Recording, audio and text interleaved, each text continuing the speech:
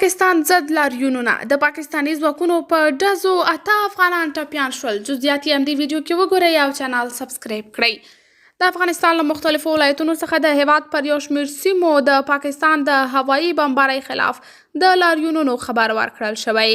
ځایي سرچینو ویلي چې دا لاریونونه په نیمروز، کندهار، ننګرهار او یو شمېر نورو ولایتونو کې ترسره شوي دي. له دې سره په نیمروز کې پاکستاني ځواکونو پر افغان لاریون کوونکو ډزې کړي او 8 معترضان یې ټپیان کړي دي. د سرچینو په حواله ډزې په چاغۍ او نوکندي سیمو کې شوي او تر 8 تنو پورې لاریون کوونکي یې ټپیان کړي دي. د پاکستان دغه بمبارۍ څو شپې مخکې وشوې چې په خوست کې شاوخوا 40 وزیرستاني کډوال او په کونړ کې د ماشومانو په ګډون د یوې کورنۍ شاوخوا 15 غړي ووژل.